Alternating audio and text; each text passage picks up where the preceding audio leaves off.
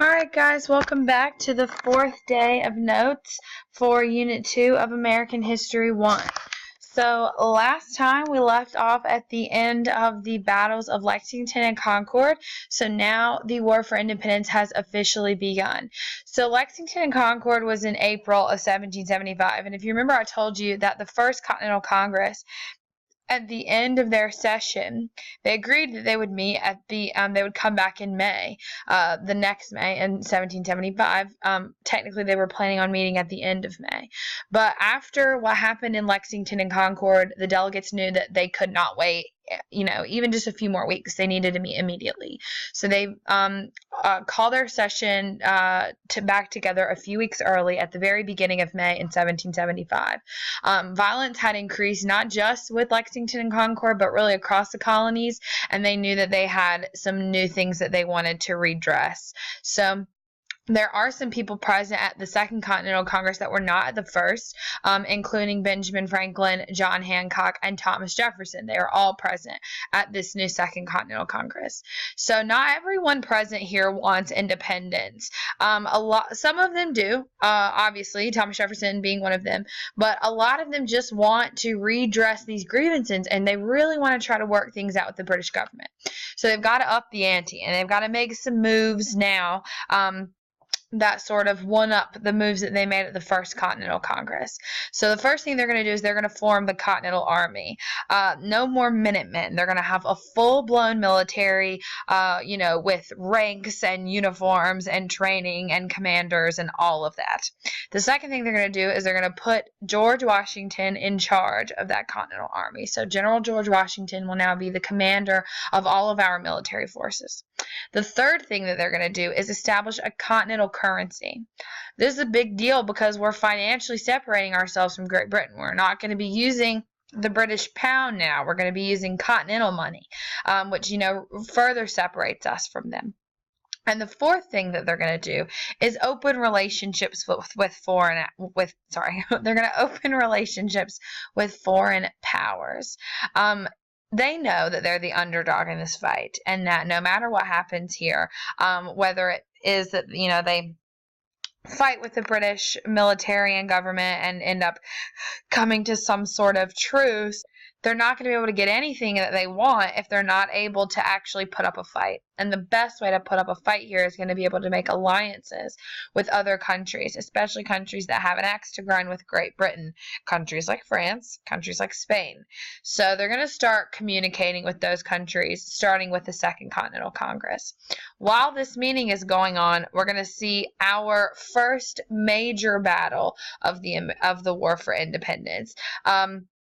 We don't really consider Lexington and Concord to be a major battle because the Continental Army wasn't there. It was Minutemen. The Battle of Bunker Hill will be the first major military, effort by the Continental Army that we're going to see. So General Gage, who you remember from Lexington and Concord, was planning on taking over a position in Massachusetts called Breed's Hill. Breed's Hill overlooked Boston. That's why he wanted it.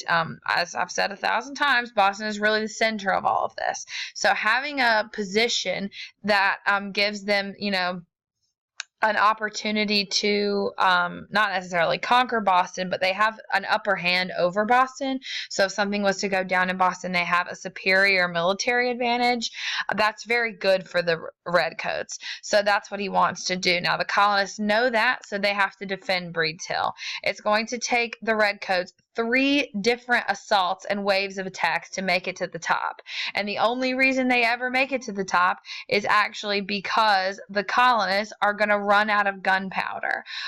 The commanding officer for the Continental Army at the Battle of Bunker Hill, his name was General William Prescott. And Prescott is actually going to have to try to conserve his resources so much. He's really going to instruct his guys not to shoot, not to fire their weapon until their opponent opponent is so close to them that they can see the whites of their eyes, because they wanted to make sure that when you did fire that weapon, it was going to kill somebody, because they had so little resources left. One major loss that the colonists do take, aside from the fact that they lose this battle, is going to be the death of Dr. Joseph Warren. He was also in that battle. If you remember him, he was a son of liberty, and he is the reason that the Minutemen even found out about the British movements before Lexington and Concord. He will unfortunately die in the Battle of Bunker Hill. So when the colonists run out of gunpowder and they're forced to retreat, they retreat to a place called Bunker Hill. That is why this is called the Battle of Bunker Hill, not the Battle of Breed's Hill. Don't make that any confusing. I know it is confusing. Don't get confused. The Battle of Bunker Hill took place at Breed's Hill. So even though the colonists lost, they saw a much lower casualty rate. The British lost 1,000 men in this battle, and the colonists only lost 400. A British officer in this battle said another such victory would have ruined us. Like, they can't win every battle by losing this many men, or they'll run out of soldiers and they'll get beaten. So already the Continental Army is doing better than they thought they would, but their weaknesses are showing, and one of their weaknesses is going to be lack of resources, and that's going to be a big problem as we get on and get through the rest of this war. So as I told you, not every person in the colonies was for independence. It was a very controversial action, and a lot of people were still loyal to the British crown, and they're going to try to make a serious move here by preventing independence by any means at the last second. And what they're going to do is they're going to write something called the olive branch petition. If you have ever heard of a phrase like extending someone an olive branch is a symbol for peace. So the olive branch petition is essentially an attempt at peace between the colonists and the British government. What this does is it's basically a letter to the king saying, like, hey, we love you. We miss you. We're still your loyal subjects. I know that there's some crazy stuff going on right now. We've been having a hard time lately. I know we've been fighting a lot, but we've been fighting because we care about each other, and we should stay together. They remind the king that they are still his faithful subjects. The king receives this letter and basically wipes his butt with it. He does not care at all. He leaves them on red. This is not anything that he has to care about at all. He just doesn't care. The colonists are past, being forgiven in his mind. So he responds by banning all colonial trade. This is bad, not for Great Britain, but now bad for the colonies, because the little bit of money that they were making off of those few products that they were still selling to Great Britain, now that's over. So they're going to be cut off financially from the British crown now, which is going to be a difficult problem for them. They're already running low on funds, and this is going to make things even more difficult. All right, now for this guy, Thomas Paine. I told you not everyone was for independence, but this guy totally was. Thomas Paine was actually from Great Britain. He moved to the colonies, and when he moved to the colonies, he immediately got swept up in feelings of independence. He writes a pamphlet called Common Sense, and that's what's going to put him on the market. Not really a pamphlet as much as a book. It's a little too long to be considered a pamphlet. And in this, he calls for independence, and he blames everything on the king. He says essentially that every problem the colonists have had is the king's fault. He actually calls the king the royal brute in this, and he says that the king is essentially that what England is doing here is like cannibalism. They're eating their own child. He insists that all the legislation passed that has made the colonists so angry has been instigated by the king.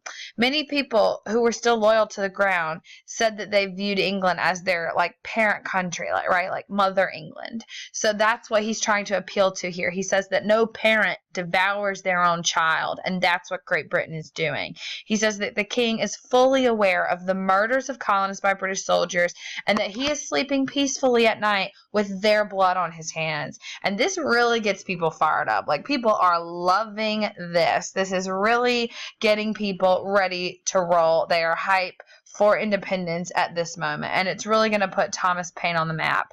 Now, this isn't the last thing he writes, but it will definitely be the most famous. Once the war gets going, he'll write another piece called The Crisis. And this is meant, while Common Sense is meant to incite rebellion and call for independence, the Crisis is meant to keep people focused on what they're doing. The war is going to get difficult for the colonists, and we'll talk about that tomorrow and later on in the unit. But during that time, he writes this series of essays that are all part of the Crisis, basically saying, like, don't forget why we're doing this. Don't forget why we're fighting. You know, like, these are the things that we've been dealing with, and this is the goal we have in mind. Like, we're trying to create a brand new country here that's going to completely revolutionize everything, and people really love it. George Washington actually loves it so much that he has every one of them read out loud to all of his soldiers when they're at camp at Valley Forge. So Thomas Paine is going to be a big voice and face for revolutionary thought and ideas for the American Revolution.